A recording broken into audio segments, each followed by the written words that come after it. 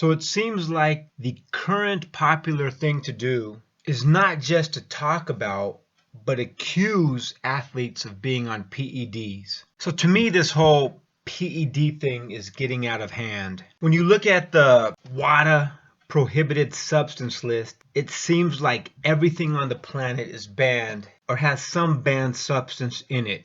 We keep seeing cases of some athlete that will piss hot, then claim they do not know why, then come to find out something in their supplement that they bought at GNC or Walmart had contained the banned substance. And now the scary part is that some of these supplements contain substances that they are not disclosing on the ingredients label of their products, most likely to gain a competitive advantage, or just because they're dishonest pieces of shit, who knows? Obviously, a lot of them are not regulated by the FDA. But the fact of the matter is that, for the most part, those of us who appreciate athletics are only concerned about the real stuff, the anabolic, synthesized testosterone type of stuff. I mean, I just saw a video where a dude was like, Eric Morales took diuretics, and Danny Garcia was so brave for fighting him. I mean, diuretics just promotes the production of urine and water being excreted from the body. So many people are getting these PEDs confused with the real stuff, the steroids. I mean, if I was going to fight someone and they were on diuretics, now don't get me wrong, it can be used as a masking agent. But if I was going to fight someone on diuretics, to me that would tell me either they had a nasty weight cut and they need this to make weight, either they didn't do what they were supposed to do in training, that's why they need it, or possibly they're injured and they couldn't do the proper cardio they needed to do to get in shape to make weight. But then when I heard this video, I was like, dude, what are you talking about? He was on diuretic to lose weight. But I mean, if it's on the list, it's on the list. So looking at this list, I mean, you can see it's forever growing. In my opinion, there's clearly a lot of shit on here that would not truly enhance your performance in any significant way. I mean, you have everything from smoking weed to the heavily talked about meldonium, which is said to improve blood flow, which improves exercise capacity by carrying more oxygen to the muscles. I mean, there's a ton of products that offer that. And to me, I mean, you got to worry about the stuff that'll put 6 inches on your biceps within 2 weeks. I mean, or the shit where you stick a needle in your ass and your testosterone levels quadruple and you turn into a beast. But all this other stuff, to me, man, it just seems like typical propaganda that it kind of reminds me of, I don't know if any of you guys have ever owned a condo, when they have these HOAs and they have a million things to make themselves look useful. The associations, how you can park your car, can you put a flag out front, all this useless shit that they can't explain. To me, that's what it seems like USADA, WADA, VADA are doing. They're not able to catch people taking the real shit, the steroid shit. So they're coming up with all this garbage products that may or may not work to make themselves look useful. And to me, it's ruining a lot of good potential fights and ruining people's career. Now, yes, you can say, why are they taking it? And I even heard a video say, well, why is a guy taking it then? I mean, why do you take multivitamins? I mean, if you're not getting a proper diet, in theory, they provide you with the vitamins you're deficient in.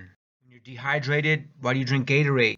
To get electrolytes. I mean, look at what a common definition of drugs is. They're defined as any substance that, when taken into living organism, may modify one or more function. Further, WADA's heavily scrutinized because they add all these new, I guess you'd call them substances or supplements, whatever, without notifying the athletes. Now, I agree. If it's on the list and you agree to follow it, then technically you are cheating.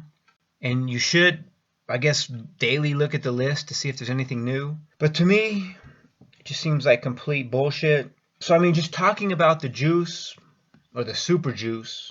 But the real thing I want to talk about is, I know that opinions seem to vary greatly from all boxers are on PEDs at one end of the spectrum, while the others say Manny Pacquiao's the only fighter ever to be on PEDs, depending on who you ask.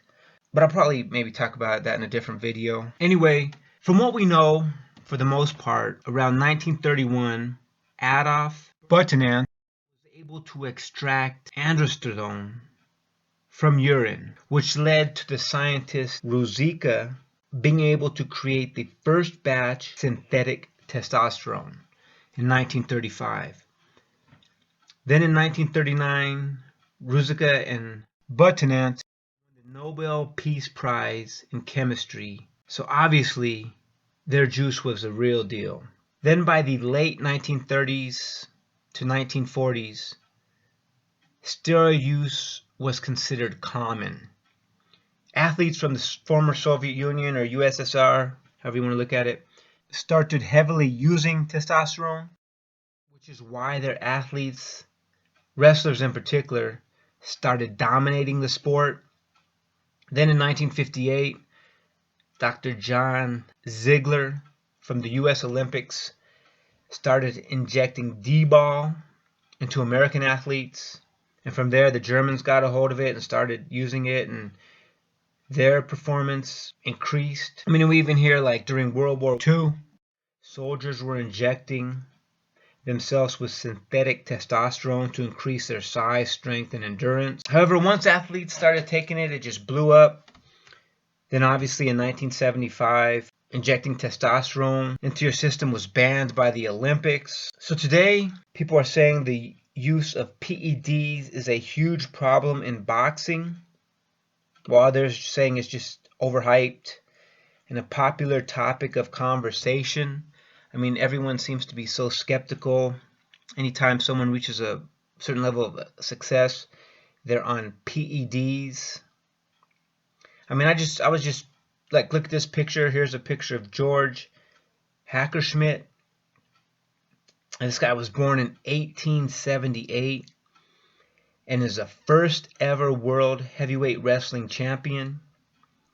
Now remember, supposedly synthetic anabolic testosterone was not created until the 1930s, long after George hit his prime. Now there are a lot of other athletes, powerlifters from this era, and even before, who have a similar build. In addition, the concept of the Greek god, or the body of the Greek god, had to come from somewhere.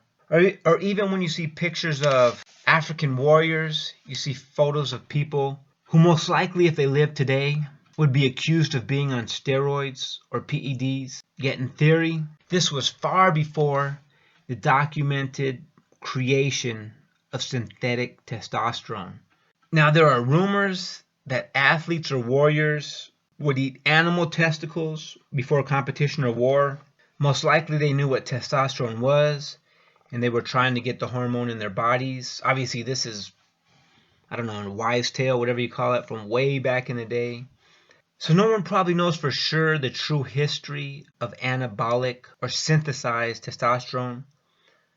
Only what we can find is documented, which shows us that the 1930s was when the first synthesized testosterone was produced. So in any event, my argument is that before you could inject a needle full of testosterone into your body, there were athletes and warriors who were able to perform with a high level of power and endurance. Now, there is no question as to whether or not testosterone works. And we're talking about testosterone. A lot of these PEDs on the WADA list are questionable. The debate goes on. But there is 85 years of documented history that testosterone works. There is no way a human could get this big. This is current Mr. Olympia Phil Heath. I mean, the muscle mass and low body fat on this guy would be impossible, no matter how much you train, how much you eat, whatever, without the use of things like human growth hormone, testosterone. Anyway, so back to boxing. The way I see it, a lot of pro athletes are getting their names slandered when they are natural athletes. Now, I'm not putting my neck out on the line for anyone because you never know until you actually are that person, but in every industry, there are honest people and dishonest people. Honest investment bankers, honest Wall Street people, dishonest Wall Street people, honest cops, dishonest cops. So it only makes sense that there would be honest boxers and dishonest boxers. I mean, I find it hard to believe that every single boxer is dishonest or every single boxer is honest. I mean, just think of the basics. Think of what the human body is capable of and how people live their lives today. Shit, man, in the caveman days, a dude may have had to burn 1,000 calories just to get some water to drink. Now people just turn on the faucet, open a bottle of water, basically use no energy. Same thing with food. Back in the day, you may have had to fight an animal to get dinner. Now you can just go through the drive-thru. So my point is that a lot of people today see someone in good shape and they allege that they are on steroids. But I mean, look at the life of an athlete compared to the average person today. Most people will sit at a desk for 8 hours a day, then maybe go to the gym a couple days a week. While at the gym, they spend most time talking, then do a couple reps. I'm willing to bet most people don't even burn 200 calories at the gym. I mean, seriously, go to the gym and try and burn 1,000 calories. I mean, it's freaking difficult. You'll most likely, depending on what type of shape you're in, have to jump on the treadmill and run your ass off for well over an hour. I'm not talking jog, I'm talking run. I mean, just try it. A lot of these fighters are coming in on the weigh-in scale at 5, 6, 7% body fat. I mean, hell, I challenge any of you to try and just get down to the single digits. I'm willing to bet most of you can't. Most of the people I see claiming steroid use look like they're in terrible shape, man, just because they don't even, they've never put forth the effort.